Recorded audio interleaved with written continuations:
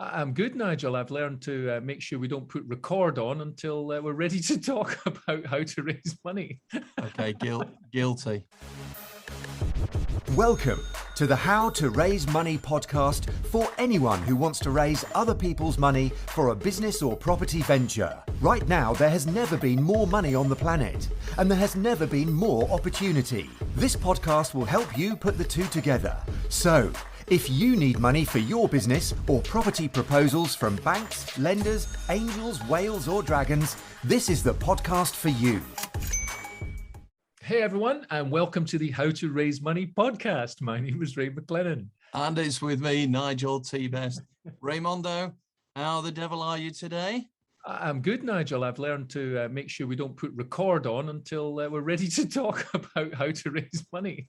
Okay, guilty. Well, I tell you what, I would sack the editor. Do you remember those episodes of the Fawlty Towers where he was having a go at the chef? And there was an American guy, and he says, "I'm going to tell the chef off for being terrible. Yes. So I'm just going to nip outside and tell the editor off." Said, "Hold on a second, you stupid editor! I'm sorry, Mr. Best. I'm sorry." This is, "What were you doing? What were you doing? Don't ever do it again. I'm sorry, Mr. Best."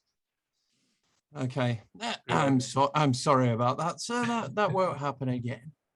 Right. Okay. For those of you that are listening that don't know what we're talking about, there was an episode that went out with all our pre-ramble banter before we actually recorded the episode. But anyway, it was a bit of fun. One or two feedback comments about some colorful language.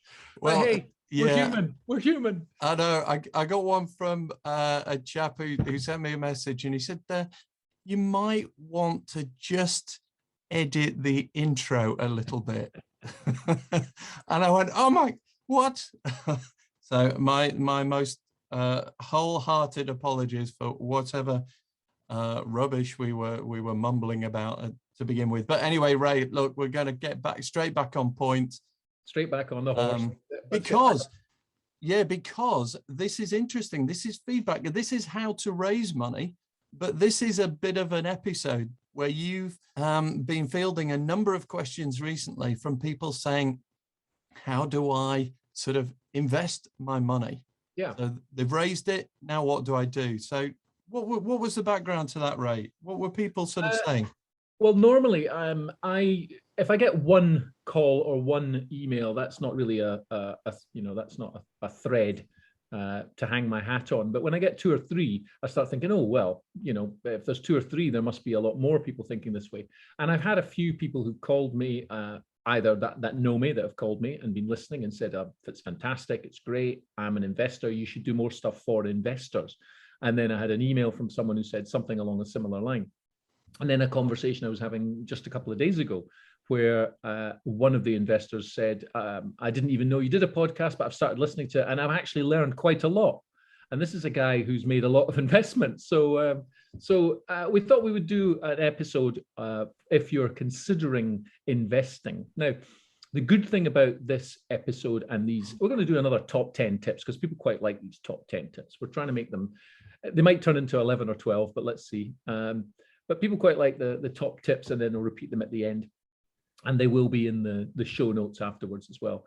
But if you are an investor, you're listening to this, then the tips are obviously directed at you. But if you're looking to borrow some money, then it is good for you to get into the mind of the investor and see what things that they are looking for. So it's, as usual, double edges. But let's crack on. Let's start off. So number one is, if you're looking to invest, you want to look at deals that have a sound business plan. Obviously, they want to have a decent business plan, a decent financial appraisal, and decent projections. Ideally, projections that have been stress tested and looked at by an accountant. Now, what an investor gets is usually a one-page summary. So a one-page summary of all this to whet their appetite. And if they like what they see in that one-page summary, then they'll ask for more information. So we're also talking here about investing in either in property, which is easier to value, or investing in startups or scale-ups, or even a business that's EIS, Enterprise Investment Scheme ready, which has certain tax breaks for investors. So if you are listening to this and you're looking to raise money, if you have a business that is not property, you have a business that is, software or a service or something like that, then ideally, to give yourself the best chance, you want to try and get Enterprise Investment Scheme ready, EIS, which means you fill in a form for HMRC. If you go to HMRC, or if you look up EIS, Enterprise Investment Scheme, you'll see all the details in there and how it works for you. But number one is invest in deals which have a sound business plan, financial appraisal, financial projections, and a good one-page summary. Yeah, and Ray, if anyone who's looking to how to raise money, so we're talking about investors on this. If you're struggling to put that information together, then go to the website www.htrmoney.co.uk. There are some helpful guides there that we've got in there, and there is a good little training package for anyone that's wanting to help put that information together. So that neatly segued in there. But number two, I like this one because you know how sometimes, Ray, someone tells you the idea and you look at it and just the idea sets the cogs in motion and you just think, yes, this is absolutely fantastic. So your idea, you've managed to crack cold fusion reactors. This is incredible. All right, tell me the team, and you're expecting a list of nuclear physicists and Nobel Prize winners. And the person says, yes, well, I've got my mother-in-law she helps out on a Tuesday for 2 hours. And I've got a friend that I went to school with who bobs around and does a bit in the afternoon. And all of a sudden the alarm bells go off, quite rightly, because you're not only investing in the idea, you're investing in the management team behind that idea.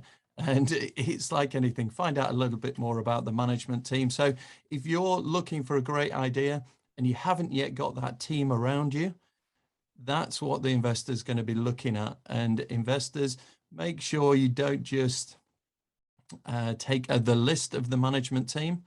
Just find out a little bit more. How involved are they? How invested are they? Are they in on the deal as well? Are they tied in? Could they leave at any moment? Things like that. So, and they're going to do that anyway. So from both sides there, the management team to help, boost that credibility and trust, very important. That's number two. All right. Okay. Now, number three is, as investors, you want to be looking out for entrepreneurs that have obviously these great ideas. And for any country, for any economy to grow, it needs entrepreneurs. So entrepreneurs are needed, and especially entrepreneurs that come up with great growth ideas, explosive growth ideas, or ideas that can be used across the world. Now, if you're investing in an EIS startup business, there are lots of them that have fantastic ideas. There's lots of software ideas that are applicable right across the board. There's also other ideas that can work extremely well. One I was looking at recently, talking about explosive growth, is a very small company, and what they do is they collect coffee grinds. Once you've had your coffee at Starbucks or Costa or any independent place, and they take it out of the machine and they bang it into a bucket. And that goes for sort of compost and things like that. But some people make bricks out of it, bricks that can be used in a fire. So if you have, instead of putting wood in the fire, you can put these things in, and of course, obviously, it has the added benefit that it smells of coffee. But there's something else. Excuse me. There's something else. When you take these coffee grinds and you can extract chemicals from them, and those chemicals are used in the cosmetics industry, and the chemicals themselves, once they're extracted, are incredibly expensive. And the process to extract them is not that expensive. So that's an idea. I mean, they've got their funding, but that's an idea that has explosive growth right across the world, because it not just applies to coffee grinds. I'm not going to give away their intellectual property, but it does apply to other sectors that you wouldn't think that you can get these chemicals from. So that was one that had, literally had explosive growth. So you want to be looking at deals that have the potential for explosive growth. If you're an investor, you also want to be looking to invest across the board. So, there's one of the guys I have spoken to in the past, a chap called Nelson Gray. You can look him up, nelsongray.com. He's a very prolific investor. And he says that every deal he puts into, he thinks is going to go 10x. It's going to be explosive. But the reality is they don't all do that. Two of them will crash and burn. Two of them might do okay. Two of them will trundle along and be zombie companies for a while. Another two might go really well and then crash. And he said, and then there'll be another two that will just go explosive. But he doesn't know. That's the thing. He's like the actuary who knows that one person this year is going to be struck by lightning this month in the UK, but they don't know who it's going to be. And it's the same way with these companies. He knows that 2 out of the 10 are going to go ballistic. He just doesn't know which one it's going to be. And he's always surprised. But that's number 3, back deals with explosive growth potential that can give you that return. Yeah, love it. Love it. 10x, baby. Hey, there's no other way. 10x, baby. I gotta go. I gotta get in my jet. Thanks, man. Yeah, that was shocking, wasn't it? But there we go. Number 4. It's like anything. There's something about first impressions. There's something about the way that people conduct themselves. And when you look at it, investors, you should be looking at people who are properly organized. And that goes for how they laid out in terms of the legals, the structure, the setup, as well as day-to-day operations. You know, you want to feel confident that they've got a system, a process in place, a layout, a format, a style, a management that is easy to both get information from, give information to, get responses. You know, it's something that you feel is properly set up. It's always hard dealing with people or investors. You should be very reluctant if when you ask simple questions in the early days, those simple questions get kind of mumbled answers, you know, chaotic answers. You know, that should be, again, triggering those alarm bells. But don't, you've got to go the other way as well. Be careful that all the answers seem very pre-packaged and a bit almost too artificial. Because you'd hate to get those answers that are cut and pasted from somewhere else.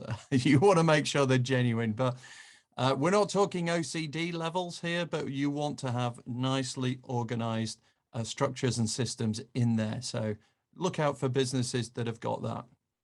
Okay, good. All right. Number 5, then, you want to be looking at deals that other investors want to do. Now, to give you, there's some visual examples of this. If you go to angelsden.com and look up deals that are there, you will see that they have a sort of percentage of how much investment has been put in. So if somebody's looking for 100 grand or £1 million, whatever it is, it will show that they have so far raised 55% or 65% or something like that. And there's a lead investor in place. The reason they do that is because if you put a brand new deal up on the page, and no one is invested in it, the percentage meter is sitting at 0. Well, no one's going to be the first one. So what they'll do is they'll phone around the investors and sell the project to a number of investors who'll say, yeah, okay, I'll put some money into that. That gets the percentage meter up. And they know that once it goes beyond 55%, that's the tipping point. It goes onto the website and other people look at it and go, oh, so it's already 55% funded. Well, I'll put my money into that. And that's why they do it that way. Now, it's not just them. There's others that do it. Funding Circle do it. I think Easy Money do it. It's deals that other people want to do. I remember one time when we were doing the live presentations, we had 24, 25 investors in a room and 3 companies were at the front pitching. And one of them, I had already spoken to investors who told me that they'd seen the deal. They'd come along to meet the person, but they'd seen the deal and they were going to invest in it. Now, there were about 9 or 10 of them. So knowing this, when we were doing the Q&A, I went up to the front and at the Q&A point, I said, well, I'm going to say something rather unusual here, but could I have a show of hands of people who are interested in putting money into this now? And they were looking for 300,000, I recall. And of course, 9, 10 hands went up. Well, what do you think the others did? They saw the hands go up and then they went, oh, and they put their hands up. And before you know it, we had virtually all of the room putting their hands up because there were other investors, obviously, that wanted to do it. And that gave them that herd mentality when it comes to investing. But you've got to be careful of hysteria. You don't want to get sort of caught up in when it gets too hysterical, you know, that everyone's clamoring for it. Because when emotions come in, logic can go out the window, and you want to look at logically how the deal stacks, and then obviously you justify it emotionally. But number 5, I suppose, if you're an investor, is get involved in deals that other investors want to do. So that's number 5. Yeah, and on that one, we've seen it, Ray, haven't we? Shark Tank, Dragon's Den, where there is even a bit of hysteria there, and they all want to invest. Yeah. But what do they do? Although they're sat next to, you know, James Bond villain style, you know, flicking their fingers through wads of cash, they don't actually walk over with a wad of cash and hand it over. They take a bit of a breather, don't they, before they go back and do their due diligence. So, investor, if you do get caught up in the hysteria, keep your, you know, do not tap your card on somebody's mobile money collecting. Don't write a check. Don't hand over a wad of cash just yet until you've done things. But write a check, Mr. Scratchit. Yeah. Well, did you not see? Right. Okay. Emmaradacano's just won the US Open. You know, yeah. Cinderella story. Yeah. And there was quite a lot of talk about the fact that they handed her a check for $2.5 million as the winner. Uh-huh. And they said, they were wondering whether when she looked at it, she went, what do I do with that? who knows? She probably did wonder what she should do with it. Who knows? I mean, I watched it. It was just a stunning performance on there, just as an aside. But she's just done her A-levels. She kind of did Wimbledon. You know, this is about her 4th or 5th tournament, full stop. 3 rounds of qualification, wins the US Open, one of the biggest tournaments in the world. You know, a superb player, looks like potential to be Hall of Fame and all the rest of it. And you just think, oh, yes, and she's British. You know, we've got a British flag there. And you think this couldn't get any better.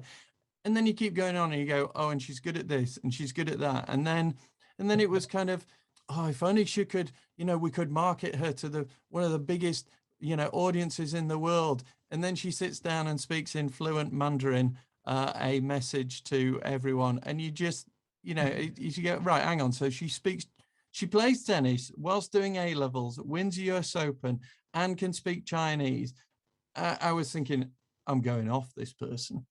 You know, because this isn't the plucky Brit that we normally have. We need the plucky Brit who's had a bit of a run and then collapses in a heap, and we all pat them on the back and say, well, never mind, it was good whilst it lasted. But she's the real deal. But there you go. Anyway, I don't know why. There's hysteria for you. You've digressed for a second, but I'll carry on your digression. And just to say that hats off and a big round of applause to her mum and dad, because they managed to get a teenager out of bed in the morning to play tennis. So first of all for that. And now she's got $2.5 million, which is about 1.8 million pounds sterling. She's a teenager who's actually got enough for a deposit for a London flat. So, you know, high fives all round. High fives all round. Absolutely. Hey, and folks, I reckon she'll be worth 100 million already. So if you're wanting to raise money, you know, there's someone right there who happens to have a bit now. Your daughter play tennis and speak Mandarin. There you go. Yeah. How about that? All right. Anyway, yes, checks. Yes, I am stuck in the past, aren't I? But anyway, let's carry on. Number 6.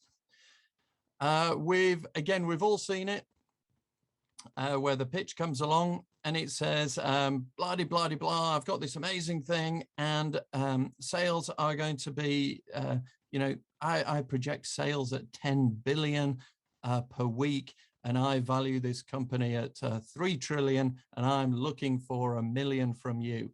And then the question comes along and goes, yeah, the question comes along and goes, okay, but how many sales have you made at the moment? Well, I've made 2 for $8. And they go, right, okay, so if I'm investing right now, what's the value of the business? Well, the value of the business is trillions. No, it's not. What's the value of the business right now? About 30 quid. And you go, right, okay, so I'll give you 15 for 50% of the company. And it's one of these things, isn't it? The person wanting to raise the money has a valuation for their dream, their sort of vision of what it's going to be in the end. But you've got to think to yourself, okay, I get that, but where is it right now?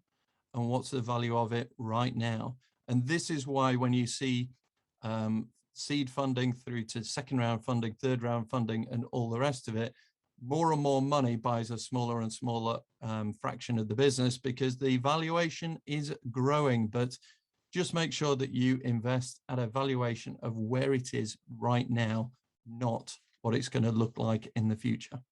Yep, absolutely. And an interesting thing, when I was working with startups and when we were looking at raising money for startups and scale-ups, just about every single startup had a valuation of $1 million.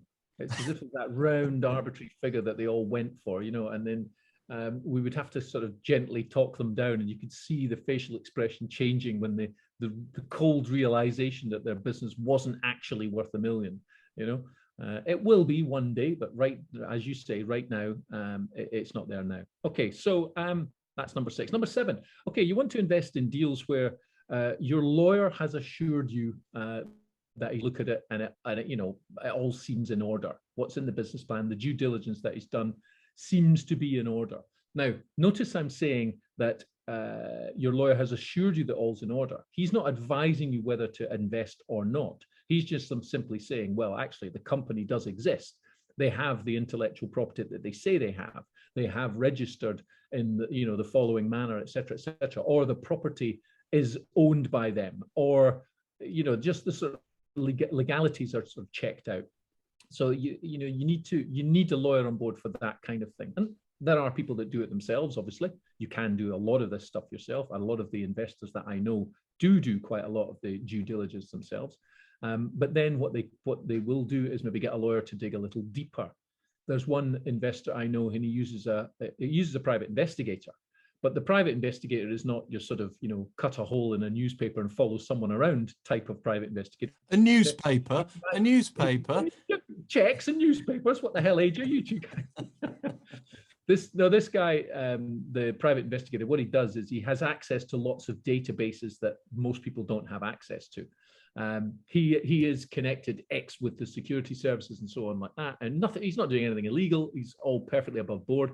He just happens to have paid the money that gives him access to these websites that most people wouldn't pay the money to access, and he can do a deeper level of due diligence than most people.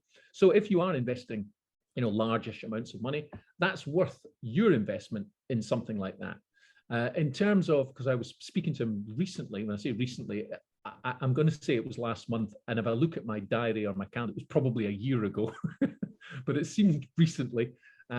He had contacted the guy, and the guy had done a bit of work for him, and all was well. And I asked him what he paid him, and I think he paid him 350 quid, something like that. So to do that deep dive diligence was, in this case, was 350 quid, and his investment was, I think it was about 250,000, something like that. So, less than 1%. Anyway, right. So number 7 then is deals where your lawyer or someone else has assured you that what they've said is true. What is in the business plan, the things that they have claimed are true, and that's intellectual property, limited companies being registered, shareholdings, all that kind of thing. Okay, so that's number 7. Okay, number 8. Always have a look. So it's one of these things, whenever you're being offered something, have a look at the values of the people that are bringing you the proposal, but also it may well be that there are other investors involved. So it might be worth asking the question, who else is involved? Who else has invested? And you've got to, can you have a chat with the management of the project? Can I meet some of the other investors?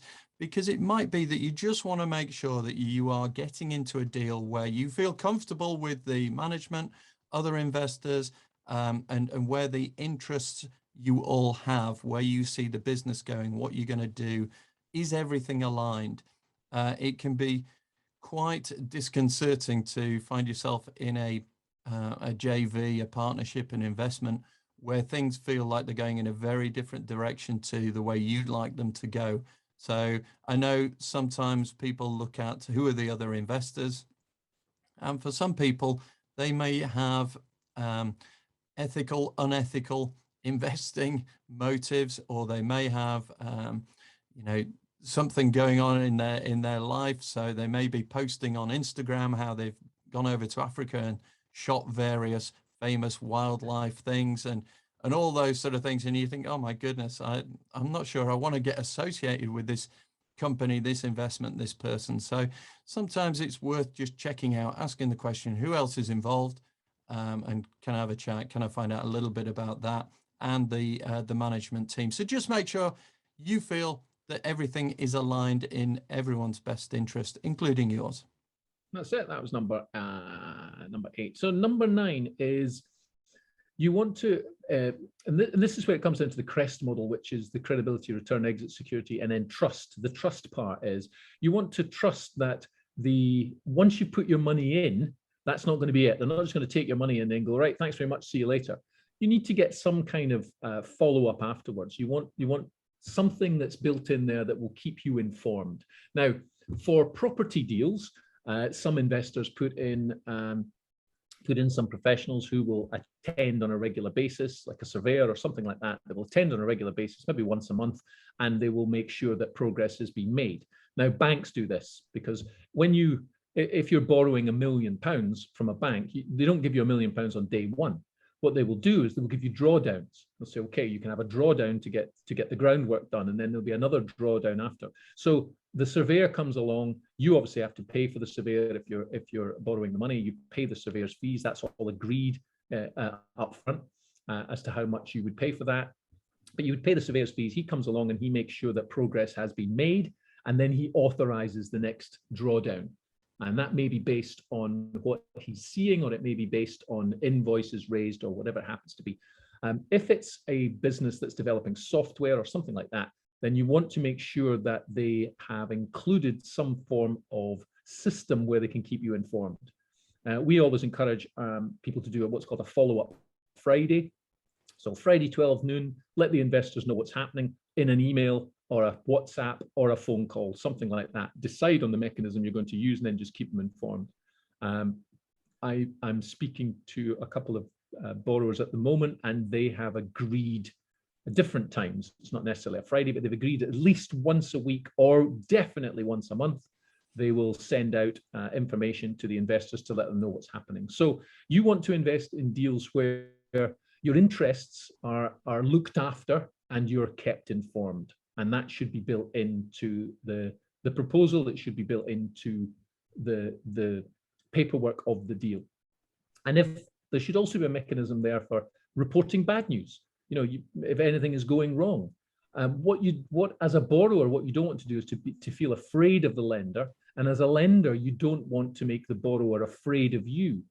I've noticed instances where some lenders are quite aggressive and angry.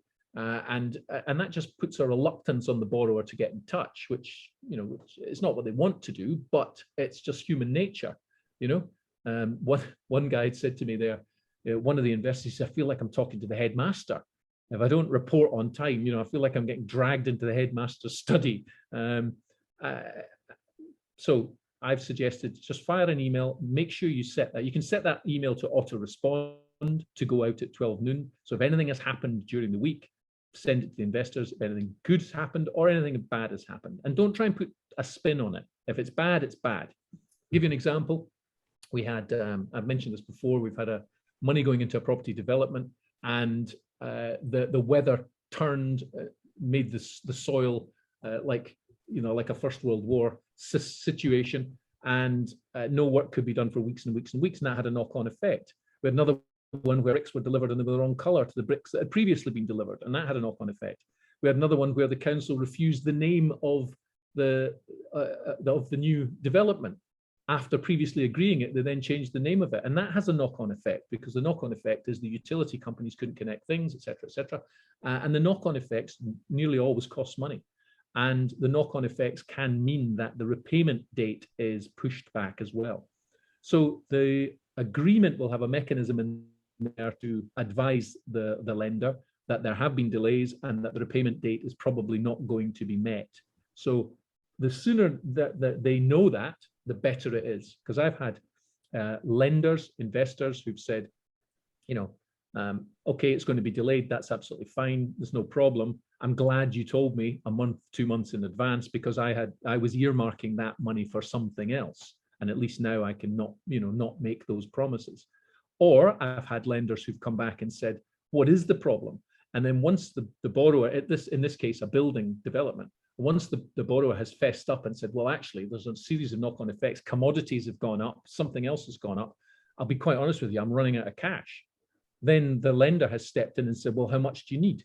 And in this case, it was 80,000. And he said, well, I'll put that in, because there's no point in jeopardizing this. I think it was a 1.7 million pound deal. There's no point in jeopardizing it for the sake of 80,000. I'll put that in. And so that would be an addendum to the agreement. So, things can go wrong, things go right, but things can go wrong. And if they are going to go wrong, the sooner everyone knows about it, the better, because you'll be surprised how people can step up and help at the very last minute. Folks, have a listen to episode 103. What do you do if you need more money? So we talk in a bit more detail there about, those timely interventions where you make sure that after anyone has invested with you, you look after their interests. And don't forget, any investment, anything raising money, anyone that's wanting to invest, you're both looking to win. It's not a competition where one has to win, one has to lose. That's not the idea, but good stuff. Okay, final one, number 10. Number 10 is a good one, and it's one that you should always think of. It should always be there. It probably is, and you probably don't listen to it. And sometimes you go back and you think, God, I should have done it. I knew I should. And this is, listen to your gut reaction, your gut instincts on some of these proposals that come to you. Does it excite you? Does it make you happy? Sometimes investors look at that, the excitement, the potential of what's going to happen, in some cases, the riskiness of it, and they can sometimes say that far outweighs the kind of security and the bog standard boring returns. And how can you get to feel like that? Often when you're investing in a number of things. So like Ray said earlier, where someone's looking at the 10x plus return, they're thinking, okay, I'm going to put out 5 investments. One will just plod along, another one might be okay, also another one might be this, one might bomb completely, but I'm looking for the 5th one that will make it all super exciting. And that's the one that I want to go. And my gut instinct says, oh, I need an exciting one. I think this is it. But you've got to be perfectly willing on something like that, that once you've ticked off the other 9 on here, do not put all your eggs in one basket. Do not rely on it. I was talking to someone the other day about an investment and how they were looking, they were talking about long-term returns, long-term investments, long-term interest rate returns. And then what they described to me was a volatile investment that honestly could go up 10% or down 20% in about an hour. And I said, right, hold on a second, hold on. I said, that you can't rely on this for a steady stream of income. I said, you need to start taking little bits out. When it's up, take a bit out or something. You're not going to be able to smooth this. What are you doing? And they said, oh, yeah, but I'm really enjoying it. I'm really enjoying it. My gut feel says this could be, a really exciting hell of a ride. And for some people, when you're looking at investments, if you've got something that you need a steady stream of income over a long period of time, your investment that you're looking at is going to be very different to potentially the gut instinct one that goes, this could be it. This could be, the next Tesla, the next Apple, whatever it is, I'm getting in at the ground floor. If that's what you think, give it a go. But when it comes to that, when you go back to all your investment opportunities, if you've ticked off the previous 9 and you've still got 3 and they all seem really good, then often it comes down to, okay, which one, does my gut say is the one to go for? And potentially listen to that and go for that one. But For other people, to hell with the return. It's the excitement of the investment as well. So if you're looking to raise money and you do feel it is risky, there are some people who are willing to give it a go and come on the journey with you, because the rewards could be incredible, or the journey itself, that dive to the ground in your flaming aircraft, that could be quite exciting as well. So there you go. That's number 10. Good. All right. Okay, let's just cover them again. Top 10. I'll just rattle through them in top 10, mate. Dot off. Here we go. Top 10. Number one. In at number one, we have, remember, you want deals that have a sound plan. That's financial appraisals, etc., etc. You want, number two is you don't just want to back a great idea. You want to back the team behind the idea. Number three is if a deal has growth potential, ideally explosive growth potential, that is one to look at. Number four is you want the businesses that are properly organized. You want to have the legals in place, all the ducks in a row. I hate that phrase, but anyway, all the ducks in a row, they need to have that. Number five is look at deals that other investors want to do as well, because the pack mentality of going forward, but don't get caught up in hysteria. That would be. Number six is deals that are properly valued at the stage they are in their life, I would say, because the valuation changes. So if it's a startup, if it's a scale up, if it's an existing business that's going up, that's looking for new investment, then they need to be valued at the particular stage they're at. With property, it's a bit easier because you have something tangible there. Number seven is deals that have had due diligence done on them, and your advisors are advising you that what the borrower has suggested is true. Number eight then is deals where you, I suppose, trust. Yeah, we talk about the CREST model. This is the trust, where you trust that the management and all the other investors have your interests at heart, and they're not going to be going off to South Africa shooting lions and that sort of thing. Okay, number nine is where your deals, your investment, your money is looked after and you are kept informed. And then finally, number 10 is trust. I think trust your gut instinct would be to narrow that one down. So that's the top 10 tips for the deals which you should do. Yeah, perfect, Ray. And, if you go through those, folks, what's that list trying to do? It's trying to help give you a filter so that when you get presented with a number of people wanting to invest your money for you, that top 10 list might just help narrow it down to the ones that you really want to take seriously or consider actually investing in. So we hope that helps. Excellent stuff, Ray. Good. Super stuff. And hopefully you've enjoyed that. Now, we were looking at reviews, folks. We've had a bit of a lull on the review front, and Given how we opened this episode, I'm a bit kind of nervous about asking for reviews at this point. However, if you would like to leave a review, that would be great. What we're going to do, actually, we have produced somewhere, and I'll try and put it in the show notes, a how to leave a review, little sort of infographic type thing. So that will help you do it. But if you want to go to it seems like Apple Podcasts, that seems to be the place where the reviews seem to carry most weight. But I've actually, Ray, I think I've managed to get the podcast on Audible. So Excellent. With Amazon. So I think it's on Amazon or whatever. So Amazon Podcasts, I think you can find us on there now. Finally recognized us. Well, Jeff, honestly, the guy just pesters you. He just pesters you, doesn't he? He just phones you all the time. Yeah, where are you now, Jeff? Oh, I'm in space. Yeah, whatever. Nige, we need your podcast on there. It's sort of, and I succumbed.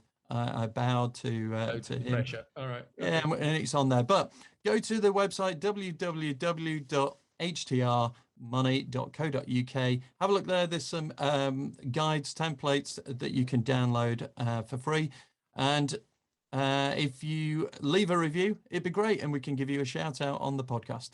Excellent. Well, on that particular bombshell, I have been Ray McLennan. I'm still Nigel T. Best. There we go. Thank you very much. So. And goodbye. Yeah. All right. See you soon. Thank you for listening to the How to Raise Money podcast. It's made for people who want to raise money as debt or investment equity for their business or property proposal or empire. See you next time, where we can show you how to raise money. There is abundance. There is money enough for everyone on the planet. The question is, who has yours?